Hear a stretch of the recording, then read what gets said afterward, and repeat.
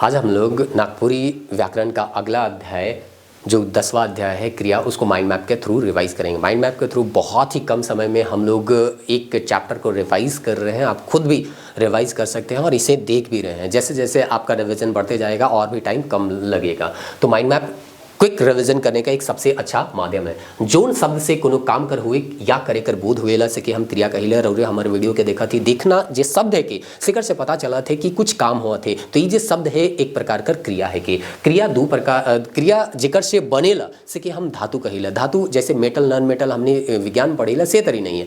हिया है कि क्रिया कर जे मूल रूप के से कि हम का कहिला धातु। जैसे हिया है जायक, तो जायक किकर से बने है जा से, खाए किकर से बने है खा से, पिए केकर से बने पी से। तो ई जे खा जा पी शब्द है के या पद है के हम कह सकेले शब्द है के से है के क्रिया।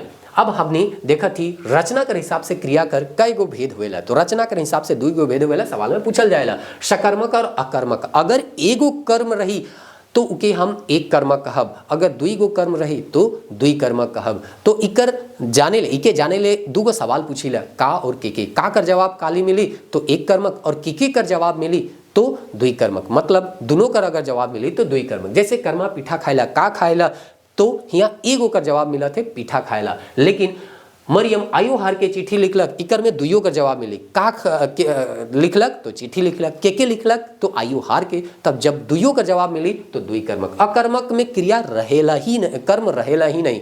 कर्म के कहिला तो कारक चैप्टर में बताए रही क्रिया कर फल जकर ऊपरे पड़ेला से कही हम कर्म कहिला। तो कर्म अगर रहबे नहीं करी वाक्य में तो अकर्मक होइले। जैसे कि कर्मा सुतेला का में सुतेला पता नहीं चला थे तो का कर जवाब नहीं मिलक। संरचना के आधार पर इकर कई गो भेद है?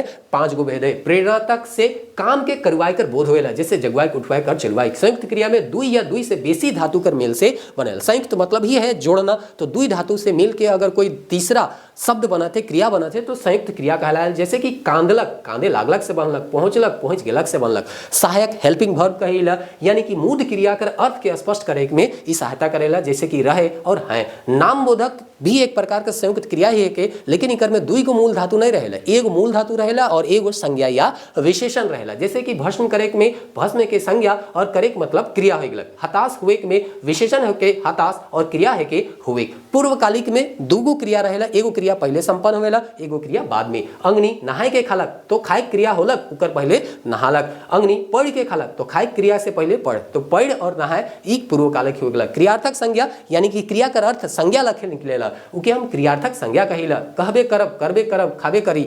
ई क्रिया है के लेकिन संज्ञा तरी व्यवहार करीला।